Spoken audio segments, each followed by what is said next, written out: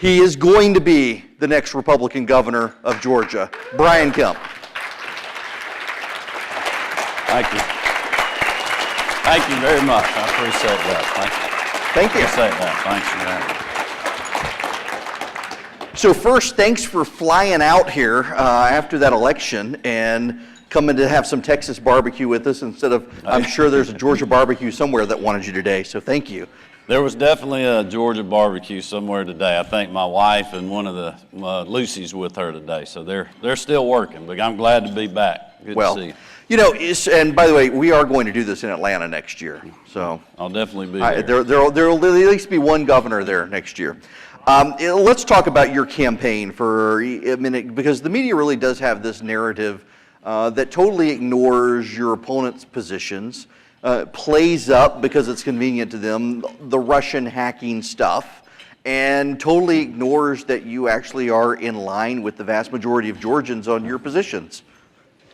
Well, you're exactly right, I think. And I said this a lot during the primary, because you always have to fight that narrative in the Atlanta media, not all Atlanta media, but some of it. And it's just, it's really interesting tactically how we have to deal with that. But the thing I told people when we were on our bus tour in the runoff was, you know, the truth is on our side, even though sometimes it's hard to figure it out filtering the press. I mean, we have not been hacked. We've done as much or more than anybody in the country when it comes to election security. And I think that's a big difference in the race for me. I mean, I've got a record. I'm going to be running on that record. We've done a lot of things in the Secretary of State's office that Republicans and conservatives have been wanting us to do for years. It's what everybody talks about, but a lot of times people don't actually do. And I've made a commitment to myself, to the voters, that I'm going to implement the things that I talked about in the primary, just like I did as Secretary of State. Now, for people not in Georgia who don't know this, or if you are from Georgia and don't know this, I've got an LLC. And until you became Secretary of State, even though we've had some really great Secretaries of State, I could do my registration for a small business online, but it was always a pain in the butt to try to renew. And for a long time, it didn't even take a credit card. You had to mail in a check to renew. And now I don't even have to go through the process every year because I can just set it to auto-renew. And I mean, it's little things like that you've brought to the office, efficiencies and innovations. Well, and that's more to the point of the record. You know, I campaigned on e-government solutions to make government smaller and more efficient, which is what conservatives and Republicans run on every cycle, and we have a great record of doing that. You know, we have a new corporate registration system, like you said. Even though the left won't admit it, we have online voter registration, the same place you can do your one-click annual registration for your corporation on our app that we created on the phone. People in Georgia can also register to vote. I mean, it's never been easier. We have a new voter registration system that we moved off the state's old antiquated mainframe.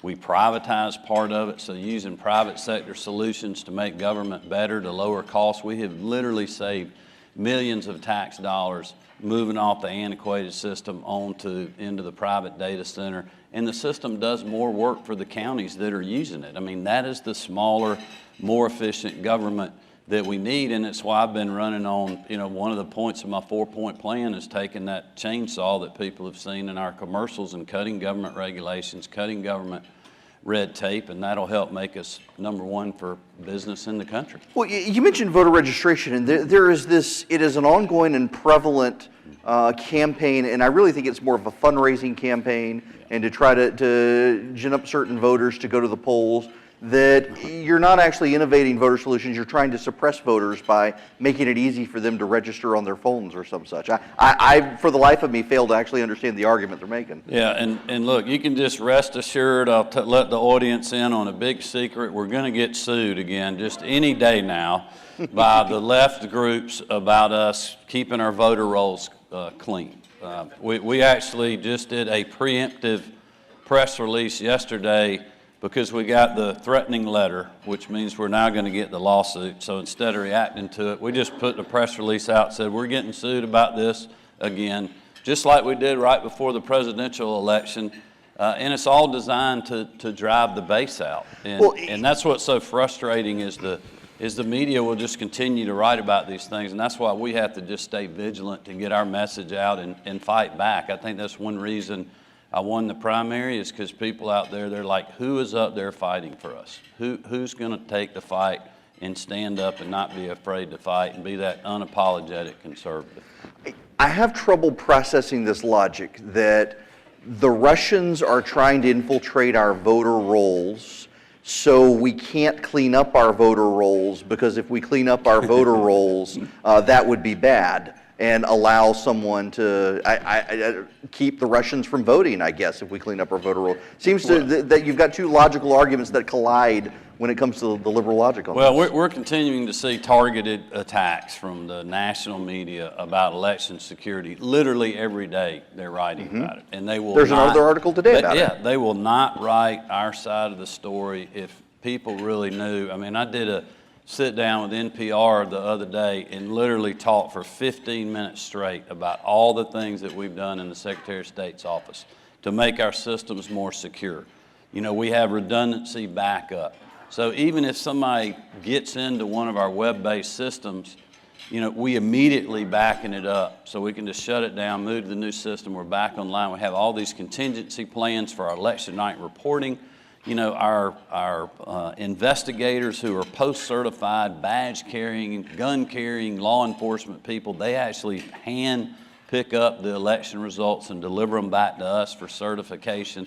And there's just all these things out there that, you know, they never talk about, and they talk about the Russians. But the last article I read, and actually some things that the White House put out yesterday, I mean, they're just talking about how much the states are doing, how much they're doing, how much we're collaborating to prevent something from happening. But in that same piece, they're saying that what's going on this year is not targeting of systems at the states, it's just meddling in the election through social media. That is a big difference in trying to hack into our voter registration system or manipulating the vote, you know, trying to sway public opinion on social media. That's not something the Secretaries of State around the country are going to be able to do anything about. But myself and everyone else is doing everything that they can to prevent the actual hacking, and we've done a lot to do that, but we fight that battle every single day in our office. Let's pivot to the campaign a little bit, because I know your opponent a little bit, and I've interviewed her, and she's been very upfront with me and everyone else that she has she doesn't think it's very honest for her, being progressive, to try to claim to be moderate. She's not even going to try, and she's convinced herself, I think, that she can convince conservatives why raising taxes and instituting gun control and allowing illegal aliens to take government scholarships is good for everybody else. And I mean, to her credit, she's being honest about where she stands, but it's the allowing illegal aliens to take Hope scholarships for the students of Georgia, and there's some pretty liberal views out there. No, very, very liberal, and I think, you know, you're going to see more of that. I don't necessarily blame her for not running the way she's been talking, because everybody knows that I don't see how she can move to the center. But, you know, I'll say this, nor will I. You know, I have been an unapologetic conservative. I think the state of Georgia is conservative. I think that my 4-point plan, making Georgia #1 for small business, fundamentally reforming how state government spends taxes and operates so we can have real tax reform and fully fund things in state government we should be doing, and cut out the things that we don't need to, or streamlining them, or using technology to save money. Strengthening rural Georgia. I mean, we have got a crisis in rural Georgia, in my opinion, when it comes to education, economic opportunities, simple things that most people don't even think about. We have 25% of rural Georgians, or 25% of our state, most people in rural Georgia, that don't have access to high-speed internet. Well, that takes away from access to health care, access to good quality educations or innovation in it, economic opportunities, and many, many other things, including quality of life. So we need a governor that's going to focus on that and fight for that. And then the 4th point is just putting Georgians first, really having a governor that's going to put Georgians, not the liberals in California and Hollywood and Massachusetts that are funding my opponent's campaign, but put Georgians first. And for me, a big part of that is public safety reform. You know, the president talks often about our gang problem. I've talked to state, local law enforcement and prosecutors. We have a gang problem in Georgia. It's a problem all across our country, tens of thousands of gang members in our state, literally in all parts of our state. They are, we have federal prosecutors, B.J. Pack, who I served with, that was President Trump appointee, says in public that Georgia has become a distribution hub to the Mexican drug cartel. So we have two plans to go after that, to stop and dismantle street gangs, and then to track and deport criminal illegals.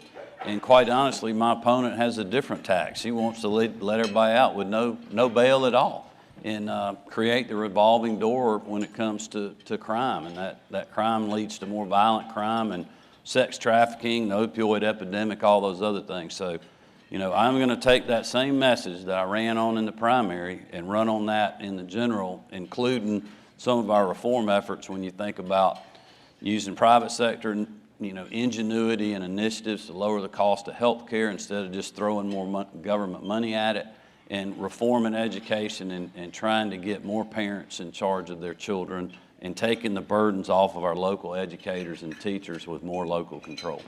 You mentioned the free market, and one of the big divides that I know people in Texas have had, and we've seen with Republicans in Georgia, is how do you use public incentives to attract private corporations? And some of your opponents really wanted to throw money at targeted money at corporations, as opposed to the approach you and some of the others who ran advocated of just make it fair for everybody and lower the burden of entry into the state.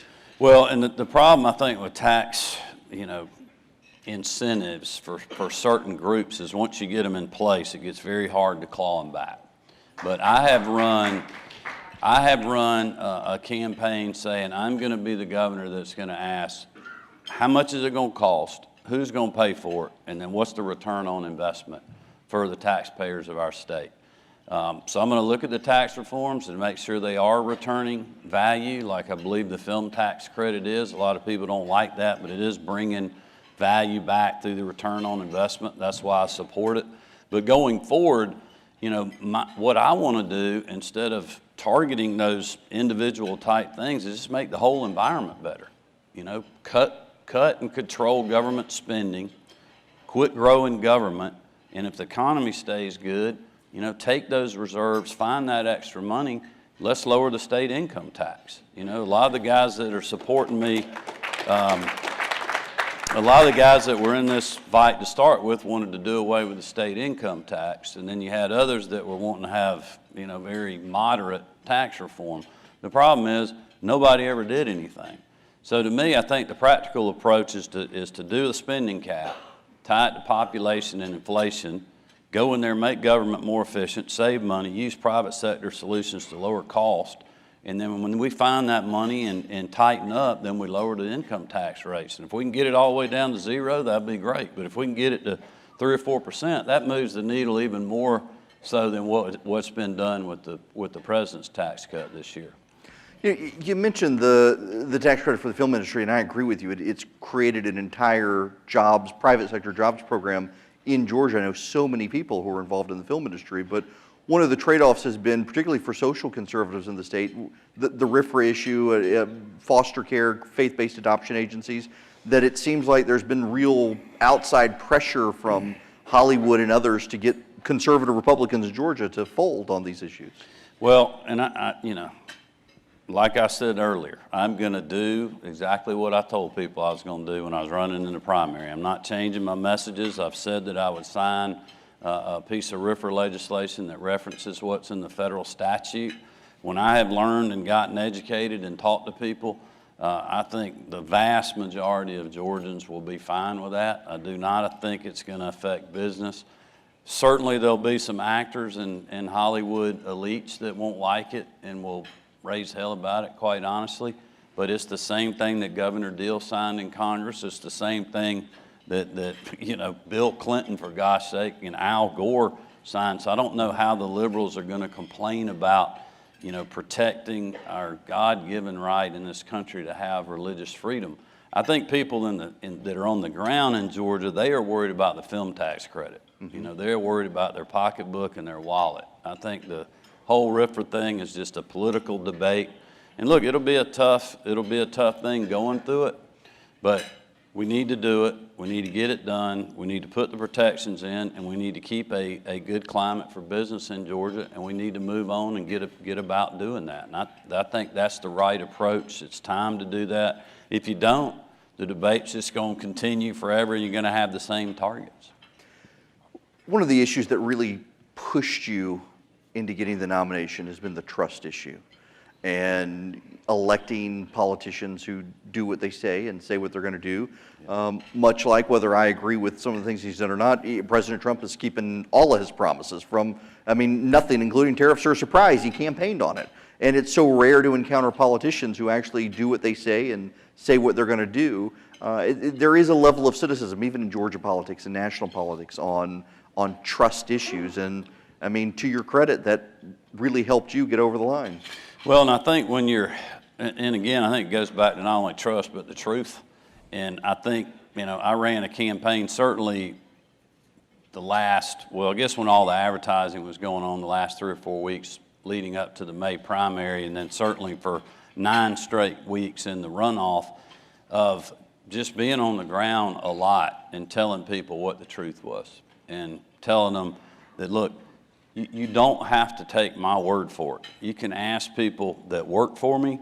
You can ask people that used to work for me. You can ask people that I have served with. You can ask people that I have done business with. I mean, look, I am not perfect. Not every decision I've made has been right, and we've gone through some tough things. But you know what? When you're governor, you're going to go through tough things. When you're president, you're going to do that, because when you're running a large executive branch agency like we do in the Secretary of State's office, or the government like the president is, you're just going to have tough things happen that you have to deal with.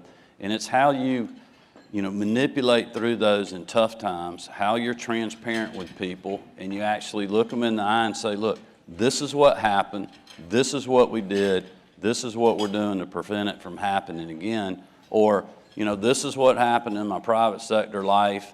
I've been a small business person for 30 years. This is what happened. I've made a lot of good decisions. I've made a few bad ones, and that's part of being an entrepreneur and a guy that started a small business in 1994 with a pickup truck and a shovel. And people see that.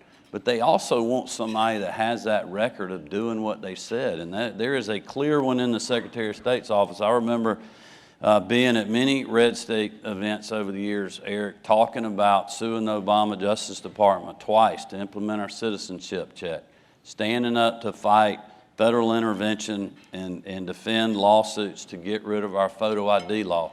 I was just talking with Matt, the state representative, I think that you're going to hear from later, about coming out to Texas and testifying for Representative Harless on their photo ID law, because we had the data and information in the Georgia Secretary of State's office that even after photo ID laws, minority participation increased in Georgia. So I've had to stand up and fight for those issues, and I think that's one reason that conservatives and a lot of Republican primary voters rallied to us, is they just believe that. And others were talking more about how bad I was versus what they had actually done. And I think people want a governor that's not going to take credit for what Sonny Perdue or Nathan Deal's done. They want to take a governor that's going to build off of what they've done and move us to the next level. And that's why I got in the race. I want to say it's Jackson from Rome who is here. Asked if you could talk a little bit about education in Georgia, because we've heard from the Texans in the last 24 hours that Texas is now again #1 to do business where Georgia was a couple of years ago, and it has a lot to do with an educated workforce. And there does seem to be disincentives in public education in Georgia, but also disincentives to help kids who could go to private school get there in areas where the public schools are failing. Well, I think, there's kind of 3 buckets of education when I think about this. You got higher ed, really 2, I guess. You got the whole higher ed, which is our university system. Then you also have our technical system, which is doing a lot of the jobs training, workforce development, as well as the university system. And there are absolutely great things going on in higher ed and in technical around our state. And I think there are efficiencies that we can gain.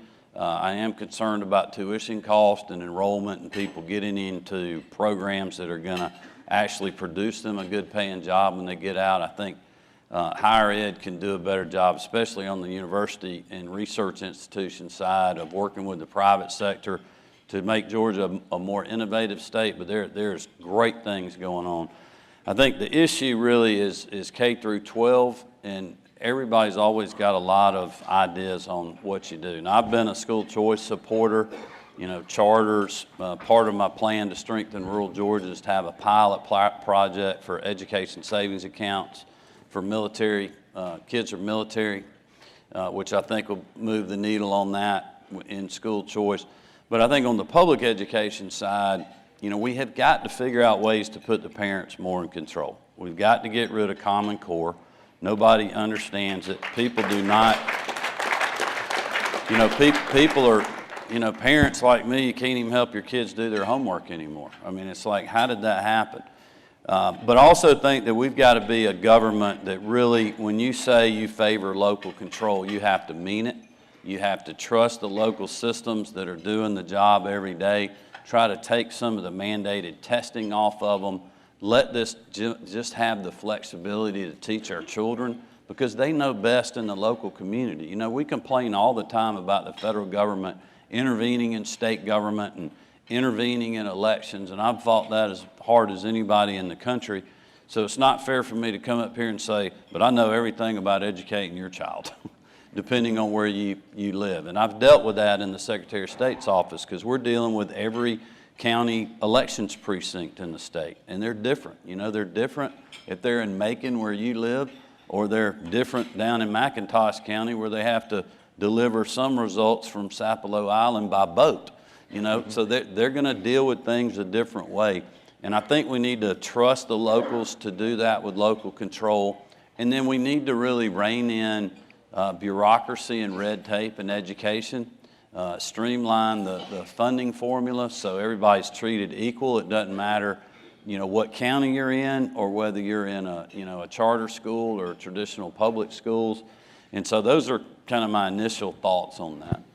But before we get out of here, we've got less than 10 minutes. See, we've got a crowd. It's slightly less than half is in Texas. You've got a good number of Georgians here.